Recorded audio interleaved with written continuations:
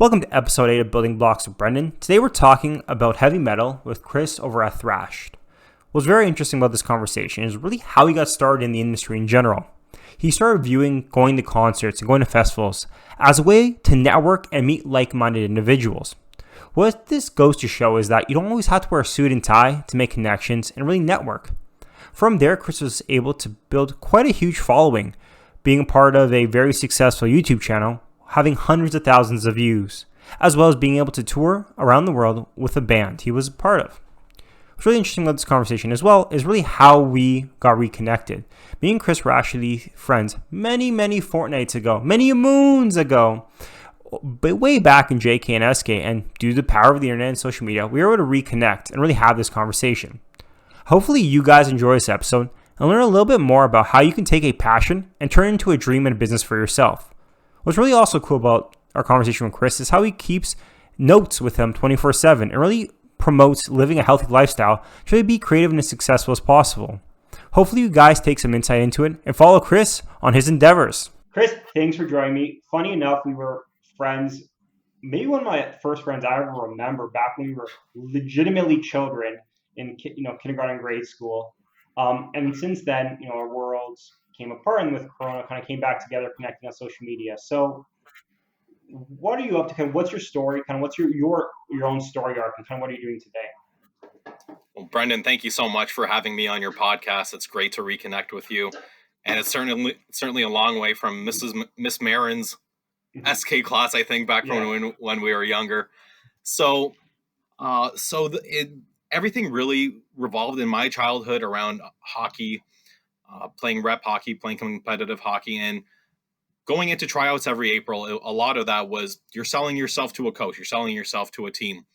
And towards the end of high school, as with a lot of people, you're really evaluating what you want to do with your career. And I didn't really have a solid direction, but my father, who much like yours is an immigrant as well, kept reinforcing, go do an undergrad. So I did my undergrad in finance, business econ. And I don't think I got out of the program as much as I wanted to have. I was at that point in my life, I was 17 years old. I just moved out of the house. I was young, wild, and growing out my hair because I couldn't have long hair in high school. So I was transitioning from that kind of dorky, I could never quite get to junior A, but the hockey guys thought I was too nerdy. Then the new nerdy guys thought I was too much of a jock. So kind of not really being able to fit in anywhere, so to speak. So there was a documentary by a producer in Ontario called Sam Dunn, who I have had the opportunity to work with. He's a phenomenal gentleman. He really released a documentary called Metal: A Headbanger's Journey, and it encompasses everything about metal culture to where the origins of the music, its grassroots and blues and rock and roll. So a lot of my life has revolved around athletics, around music, and that, for me personally, that documentary, what really stood out for me was the involvement with metal, that you can do anything, even if you don't play in a band, you can get involved with journalism. So I was just learning to play bass when I got out of high school because I wanted drums, and I wanted to be a drummer, actually. My dad said to me, no, I don't want band practice here, find something else. So I said, okay. So I went on Kijiji, and I thought, everyone wants a bassist. So I thought, okay, let's play the bass. And that night, sat next to the upright bassist. So in the Toronto music industry, I just started as a journalist for a website called Metal Master Kingdom, and then doing community engagement on Facebook through their page. The name escapes me. I want to call it Headbanger. I can't remember off the top of my head, but at that point, I was just starting to attend concerts. This was 2011, starting my undergrad. And then I joined album reviews as well, going to concerts. And then April 2012, I joined my first band. And at the time, I was just the bassist, in that position quickly escalated from me booking the shows, doing the marketing, promotions, printing off the merchandise, fronting the band, getting interviews set up, the PR, everything. And then through some tumultuous relationships and a lackluster producer relationship, towards 2014, 2015, the band started fizzling out. And I was at I spent all of my money on going to concerts as a kid, because for me, I saw concerts as not only an outlet, but that was my networking. Every metalhead in Toronto was going to be at this show, at whatever show. So for me, I started showing up to concerts with cannabis and business cards in pocket to make friends. So it started off just Yeah. small asides like that, connecting with people, and people started recognizing me because as the years went on, my band would play bigger shows. And around 2015, 2014, 2015, when things started falling apart, I got hit up by my former business partner, Julian Hoffman of J Hoff Films, which is his YouTube channel. And at the time, the channel was at maybe 20 or 25,000 subscribers. I was a fan of them just because I knew they were from Toronto, and some skits were shot in the North York area. Being a student there, recognizing that. And I just introduced myself to him at a concert one day. I said, "Hey, my name's Chris." We had each other on social media. And then one day, September 2015, he called me up and said, "Hey, I'm shooting this video called How to Make Metalhead Friends. Do you think you'd be down to be a part of it?" And I said, "Sure. What do I have to do?" He just said, "Just be yourself and bring your denim vest," which I wore every day at that point in my life because nothing says metal like the Boy Scout jacket with all the patches on it. So Yeah. we shot that video. It was shot on an iPhone. I thought nothing of it. I just did it as, okay, I have nothing to do this weekend. Um, I was trying to get involved with other bands and they weren't doing gigs. So I did the video, thought nothing of it. Then I'll never forget, the next day my Facebook blew up and I thought, oh God, I got into an argument with someone else again. And then what it turns out was the video went viral overnight.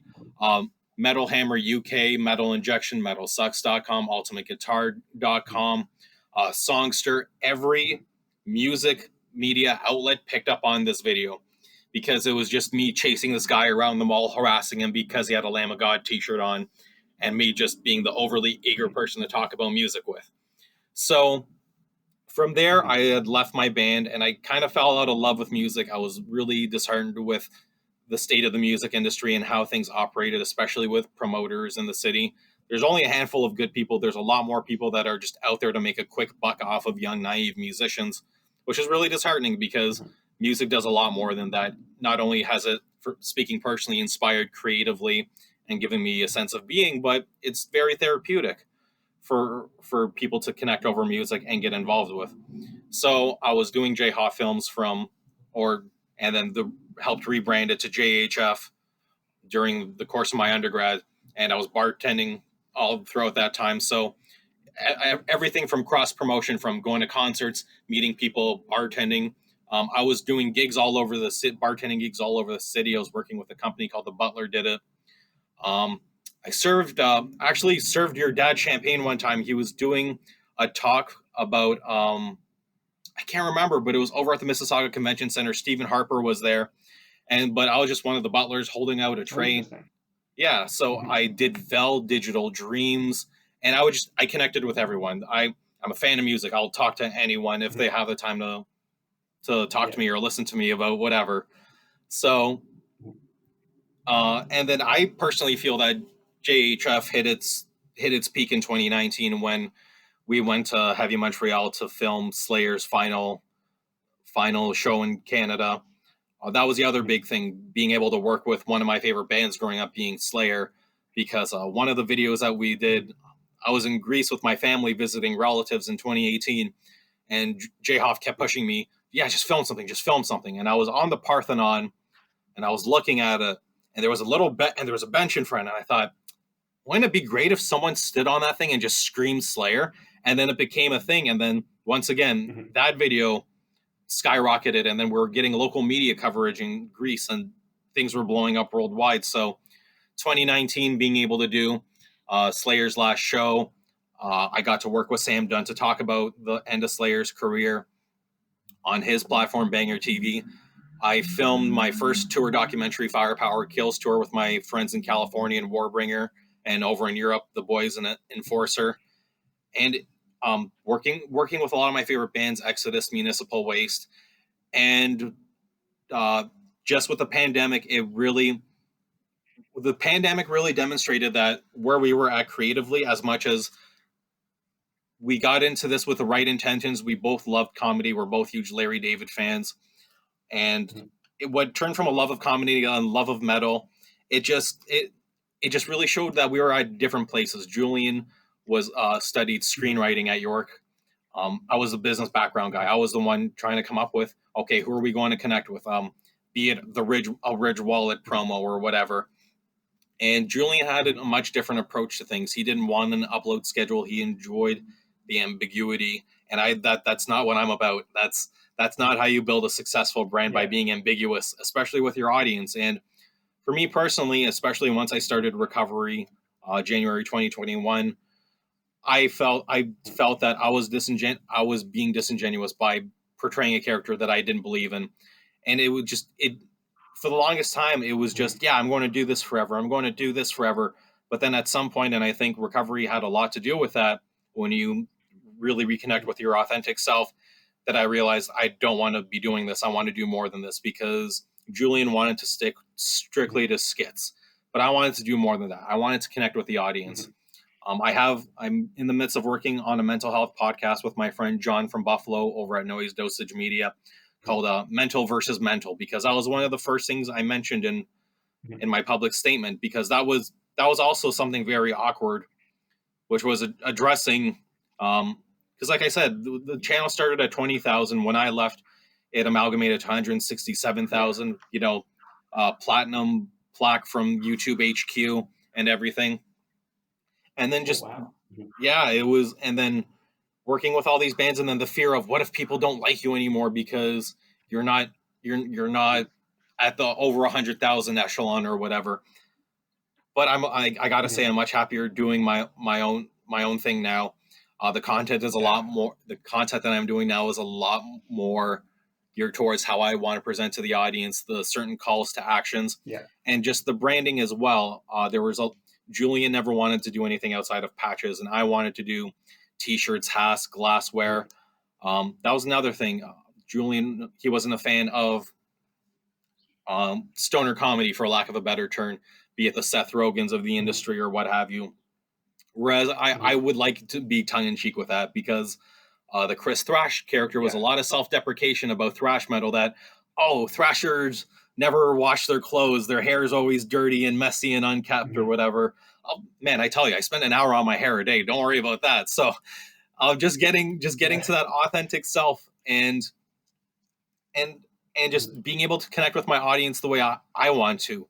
One of the most inspiring conversations I had with my audience was after my girlfriend, Stephanie, one of her best friends, took her own life over the quarantine, and just connecting with the audience about mental health issues, because it's such a neglected topic. And I certainly know, growing up through the education system, I sorely could have used some sort of aid at some point in my life, but it was taboo. It was, oh, just suck it up. I remember going to authority teachers when I was a kid being bullied in high school, and saying, oh, suck it up, be a man, have a faster comeback or whatever.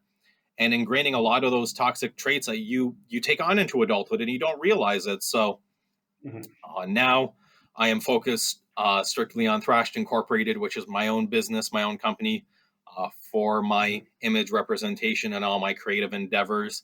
I want to collaborate with everyone. So not only just metal skits. My family doctor is willing to come on to have a conversation with me about mental health. I'm in the midst of writing a script for my lawyer, making fun of myself for how I started the company and everything. And right now it's just flip-up hats, stickers, and embroidered patches. I'm in the midst of launching a beer with Henderson Brew Company and my friends over at Vox and Hops. Shout out to my friend Matt McGackie, vocalist of Cryptopsy, and he has his own podcast where he talks about craft beer and metal.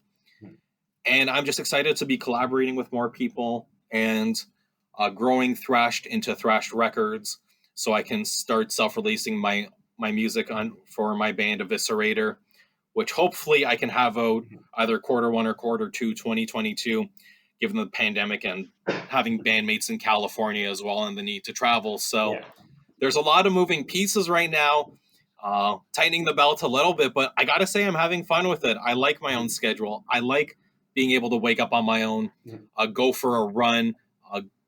Part of my morning routine now is having a coffee and going on Discord, talking to my fans on there, and just interacting with them on the voice chat thread, or going to the show off room and seeing what they're working on, or the status of their jackets, because More often than not, when I meet a fan at a show, it's you inspired me to pick up an instrument. You inspire me to make a battle jacket. Battle jacket being a vest with all your band's favorite patches and what have you. So it's awesome. It's just awesome being able to connect at my own pace and not having to wait for the next concert to go give someone a high five. One of my favorite segments I do is Fed Exodus, where I go to, if there's a fan that orders something in the Greater Toronto area, I show up to their front door and deliver it to them. And with the pandemic and social distancing, I bring my hockey stick with me, and I do the social distancing stick, which was a bit I did. I actually got kicked out of a Sobeys doing that at the beginning of the pandemic because I was just going one stick length apart. Mm-hmm. The manager was following me and my girlfriend. She was filming. Like, we actually bought groceries too, and people were laughing. They thought it was funny because it was so tense back then. And then someone in produce came up to me and said, "Not with a stick, sir." And then they escorted me off the premises. But now it's turned into a gig where I'll shoot people their merchandise. It's disinfected and everything, and it's a lot of fun. And I'm excited to get back on the road because ultimately, in the music industry, as much as I can connect with people on social media, nothing replicates meeting your favorite artist at the merch table. And that's something that I took from my friends in Warbringer. Yeah. That, what you said is kind of interesting about your story. And I feel it's something that a lot of people don't realize is, and it could be because of your hockey background or even from your education, is that everything can be treated like a business or viewed as a way of getting, I don't know if you could say ahead in life, or like there should be more value to doing everything. I know for you saying like your networking events, as everyone always tries to go to. I mean, going through business school twice pretty much, they're always like, go to a networking event, hand out your business card. And a lot of times I found them very ineffective for me. It was talking to people that I was not interested in at all, or had nothing to say. And then I started going to my own networking events, which were typically like at events I was interested in. So like for esports, going to like video game competitions, or for anything else, just networking with people I was interested in. How you said you're spending money on going to concerts, which were obviously fun. How you said, okay, I'm interested in this industry. I want to go farther in this industry. I'm going to use this as a way of getting out there and talking to people. And I know for me, like talking to people is always the most nerve-wracking thing, even in a concert setting. But how you were like, I'm assuming, was it easy for you just to walk up to people and start conversations, or did you make a game plan for it? Or how did that start? Was it initially the idea was to network, or did you just start making friends, business contacts, and you start realizing, oh, hey, I could actually use this for more than just fun, but to better my brand? When I was younger, and I'll be honest. When I was younger, I leaned heavily on cannabis and alcohol at shows, which, especially in the music industry, is always readily available. When I was a kid, it was just out of a love for because in high school I didn't have anyone that I could talk about metal with. I had one friend that went to a different school. He went to Gonzaga. I went to a school on Bathurst and St. Clair. So I didn't have anyone in my vicinity to geek out about this music I was so passionate about. So when I was younger, it was just going to concerts and just soaking everything and loving it. And then just saying, oh, by the way, yeah, I write and do reviews for this website or whatever. And then once I joined a band, going to concerts, there was a purpose to it. There was, okay, yeah, go enjoy the show, grab the t-shirt, whatever, but realize you're there representing yourself, you're representing your band. And so for me, that realization came at a fairly young age, I would say when I was 18 years old. And the means of it is just the means of it has just changed over the years, because it's been, at one point it was doing journalism, at another point it was fronting my old band, and then being a part of JHF, and now it's just me. I don't have to. It's just my own music, my own YouTube channel. And what you touched on before, which is kind of interesting, is for a lot of artists and musicians being as artistic as they can be, a lot of times the whole aspect of making it a business, or at least making it structured, sometimes can seem difficult or against the art. Like, hey, how am I supposed to be creative between 9 to 5? Like, I just need to express myself. But, and this is similar when I talk to a lot of people who work within like social sustainability businesses or like eco startups. they have a huge they have a vision, they have a mission, they want to help the world, but you still have to pay the bills and market. Like people are just not going to come to you because they're going to find you. Like you have to be out there. Do you find it difficult trying to be, creative, being an artist, and then also trying to think through a business lens? Do you find they affect one another? Do you think they can cohabitate easily? Or do you think it is a challenge for a lot of people to kind of wear both hats because they can be seen vastly different? It can I would certainly say it is difficult. Speaking from experience growing up, Mm-hmm. I've always made that connection though, just because it was ingrained in me. Because my dad, as much as my parents were supportive of me and they were excited to hear I was doing music, it was a question of, okay, but how are you going to put gas in the tank? Okay, how are you going to get money for the next big equipment purchase that you need? Mm-hmm. So I think that's where the difference really is between wanting to being creative and then wanting to make a difference. If you want to actually make a difference, if you want to see a project or a goal through, you need to have structure. And for some reason, a lot of creatives view structure or that business as taboo, so to speak. And I think that that just demonstrates a lack of maturity and a lack of readiness to actually put out their genuine self to the world, because they're, be it fear of criticism or a fear of being told that what they're doing isn't right or isn't good enough. Because, like you just said, for a lot of people, it's just that it's just a creative outlet. But if someone wants to, for it to be just that a creative outlet, then keep it to that. Don't drag people down. And certainly when you're doing something you're passionate about, you want that person to share the same drive as you. For me, I didn't have my old bandmate didn't reciprocate that when I was doing my undergrad. My old partner didn't reciprocate the same need for a schedule, for a structure the way I did. We're talking about being more aloof versus more active. Mm-hmm. So it is frustrating, but that's Mm-hmm. something, I think that's a question of yourself, of separating your passion from your goal. Because if you want to get to a goal, not only do you have to have someone creative, you have to have someone equally passionate and willing to put in the hours.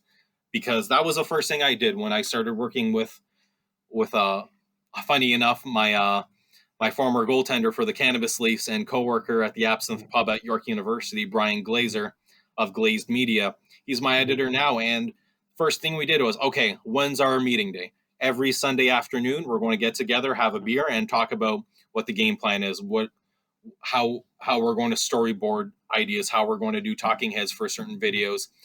And then now with my Discord, the mods are my best friends. Trevor, Tatiana, V, Kayla, shout out, and my girlfriend Stephanie.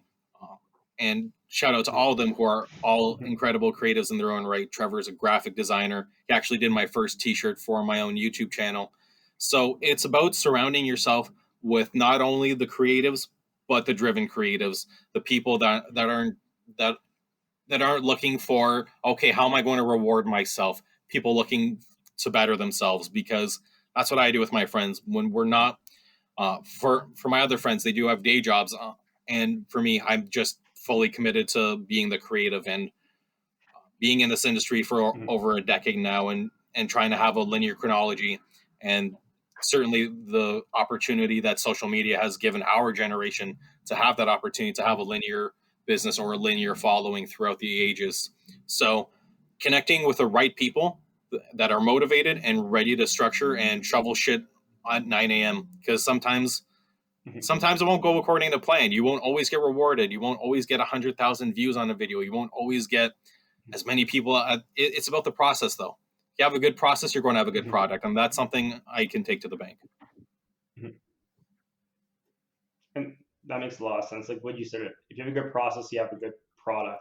And I think that's one of the things, especially when I talk to a lot of individuals who are having, if they're they want to, like you said, develop a personal brand, they want to have that story arc.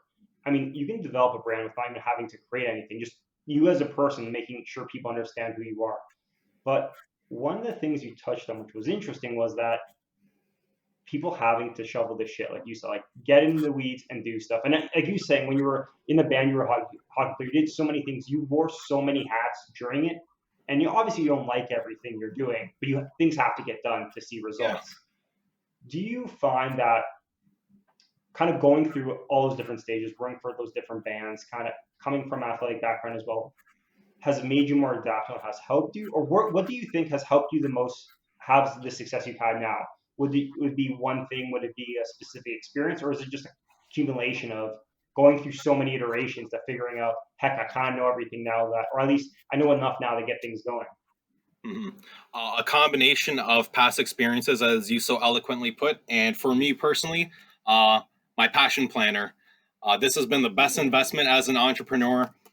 There's a space of infinite possibility to write down whatever you need to write down. Just having everything scheduled, having this week's focus, good things that happened in the week prior, a work to-do list, a personal to-do list, time management. I would say is probably quintessential in that capacity of when you're as you said wearing all those hats. Yeah, I don't like filling out custom forms for 2 hours, but I know if I do it while I'm doing my coffee in the morning, I can just focus on streaming and whatever videos I want to create the rest of the day. So sorry, my computer's telling me I'm low on battery here. No worries. So so time management, I would say, is probably the most important, and just cultivating a harmonious relationship with your work hours and with your own personal hours. If I didn't do cardio once a day, I would not get the same output on a day-to-day basis. If I didn't try to avoid processed and inflammatory foods, I wouldn't have the same focus that I do during the day. Intermittent fasting as well has been huge for me as well, just maintaining a structured and regimented routine.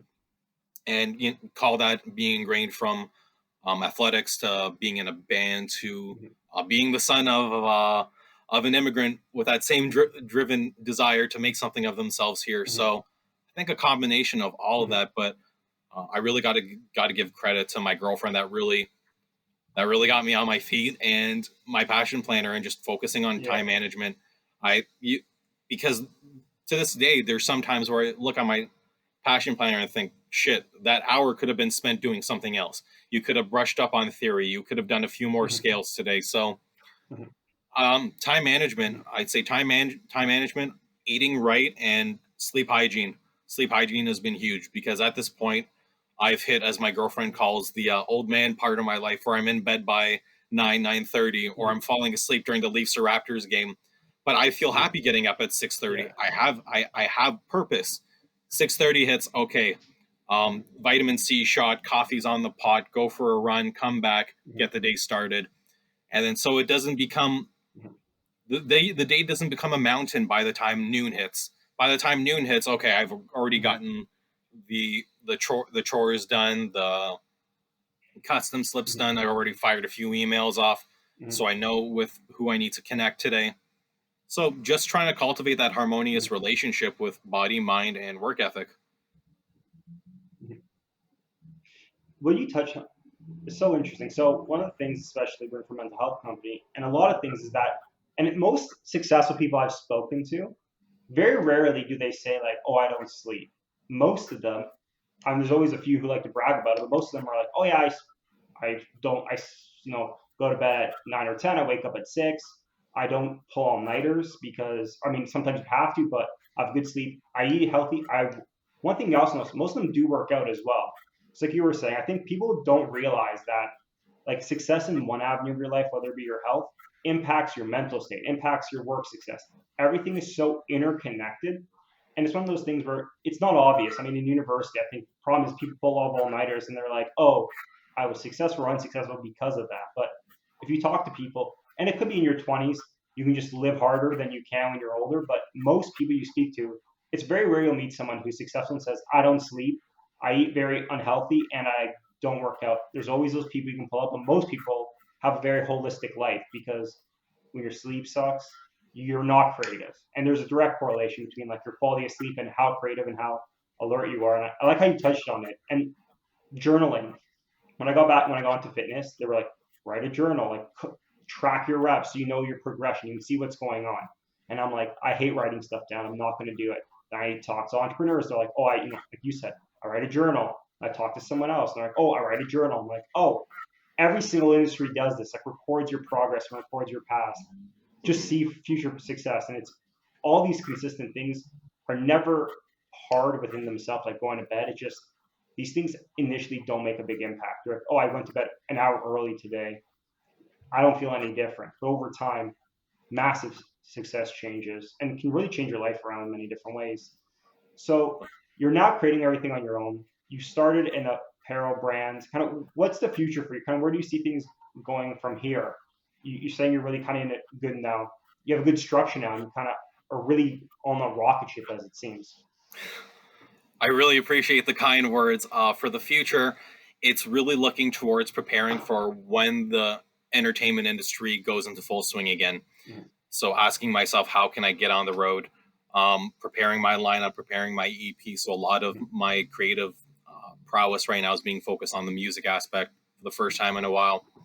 But aside from that, I want to connect with the community more. I'm part of the MLSC Foundation, and I want to get involved in the community more. I know there's a lot of events that happen connecting underprivileged youth to sport, and Mhm. I think that, and as you adequately put, having that relationship with a healthy mind and body goes a long way. So I want to get involved with the community a bit more. I would like to. I want to do my own. I want to connect with a few other brands too. I have an idea for my own Air Force Ones that I want to do with Nikes. So um, I would love to do Ooh. a basketball jersey with Don't put blood in Champion. them. Lil Nas X didn't do the. Yeah, I was just I, saying, watch out with the Nikes and Lil Nas X. Might not put some human blood in there. Either that's great marketing or bad marketing, but that's all it reminded me of with the Nike shoes with blood in them that didn't go as well as planned or went better than planned because it was the biggest news outlet forever. I mean, Yeah. you never know until you try, right? So connecting with some of my favorite brands. So be it Mhm. Nike, Champion Sports, or working with some of my favorite teams. I love how the National Hockey League has taken the initiative with the Hockey is for Everyone campaign, and that's something that's part of the Thrash brand. Is there's stickers that we give out, and one of them says "Metal is for everyone," and that's something that I really believe now more than ever, be it with the tumultuous social issues going on in the United States or worldwide. Now more than ever, we need to be harmonious with one another. We need to look out for one another, and there, why not? To me, ultimately, it's a question of Mhm. who's to stop now. I would love to. If someone wants to do a heavy metal yoga thing with me, I'm down to do it. Someone wants to do a cooking segment with me, I'm down to do it. So sky's the limit. I'd Mhm. love to work with MLSE, Nike, Champion, as I mentioned, Jackson Guitars at some point for my own signature model as well. Mhm. So sky's the limit. I want to have glassware. I want to do mugs. I want to do. There's new ideas every day. That's why I have the passion planner Yeah. out. Mhm. That and that's what you're saying. It once you have your own brand, it's easier to branch out to other things because you have consistent thread through everything. It's not like, oh, why is Chris doing this? How is it connected? It's like, oh, his story arc is all connected. No matter where you go, it's like, oh, this all makes sense, so that your fans and your followers can really connect with you on every step of the way. One thing we did touch on as well was Discord, which for many people probably never heard of Discord unless you're a gamer. How do you use Discord? Kind of how did you come across it? Why is it so good? Because everyone now I talk to, especially within whether it be branding, all have these very lively Discords where I've never heard of it ever before until the past few years. Mhm. So what? So Discord was brought to my attention by my friend Trevor. You can follow him at Twitch at 20gore7, and Eye of Saturn is his artist handle. So he Trevor's a lot more involved in the video game community, and he's been active on Twitch. He actually introduced me to that platform back in 2018, and at that time I was just focused on acting and my undergrad and what have you. So I didn't get involved. I probably should have gone onto it back then. What Discord is, it's another social media platform, and what I really enjoy about it is that you can create different channels. So there's for my Discord, the Thrash Discord, it's an invite only avenue. So you can set your Discords to being public, invite only. So you can control the community and move about and grow as you see fit, which is something I really enjoy because it doesn't become a mountain of, ver, of vernacular from people that just want to spam a Discord. It's people that are looking for something, people that look to grow in a capacity. So on my Discord, we've got the general chat where I check in with everyone every morning once I get the coffee going. There's the Friday night movie thread where every Friday night we get together, and with the advent of social media, we can stream movies and watch them together. There's a voice chat for people that are in between, on break for work, or in between classes that just want to feel the comfort of talking about their favorite music with someone else. There's the show off room where people will show their music, their vests, their drawings, their podcasts, everything. So it's really great because it's an amalgamation of all these different avenues of creativity, and it feels more like it has a very homely feeling, because if it were up to me, I would only Mhm. use Instagram and Discord. If I wasn't a public figure, I would strictly use Instagram and Discord, because Discord satiates that community feeling, and you get to do fun stuff like gaming Mhm. on there, watching movies on there. It's really easy to integrate technology in there, and I think Discord's booming. There's even a Discord for COVID-19 vaccine clinics. There's a startup business. The name escapes me. I just heard it on the Steve Dangle podcast the other day. But Mhm. Discord's huge, and it wouldn't surprise me to see Discord overtake YouTube as the most used social media app in Canada. Mhm. And I think that's what you're saying. I found it for community aspects the best way to really have foster community, and as well as like get out updates. Like I know a lot of organizations use it even for like shipping and stuff. Being like, hey, order was delayed. Everyone can check up, kind of have questions there. I found it as simple as it is, so helpful, especially for anything community involved, because people internally can share. We have a network, and as well as you as the owner running it or even running a business through it, you can really get out messages in a way a blank email will never feel the same, because you can actually talk and have voice, and it's much more personal, especially now during COVID. That physical and virtual connection a lot of times is missing. So for people that want to follow the journey, follow Thrash, what are your handles? How do people get in touch, get involved? People can follow me at Chris Thrash on Instagram. That's two S's. And they can follow me at why am I blanking on my own socials right now? Chris Soutsos on Facebook, Chris Mhm. Thrash on Facebook, Twitter, Instagram, and on YouTube. You can follow me at Thrash TV, and you can go on thrash.ca to see all the new drops, all the newest announcements. And if you go into my Instagram bio, there's a link tree to all of my active projects, so people can check out everything from the latest Thrash TV video to my latest merch drop to when I'm going to. And then in my bio, I'll usually put a countdown or a call to action for when the next drop or next video is coming out. So thank you so much for having me on here, and I hope we can connect in person at some point when the pandemic has died down. For sure.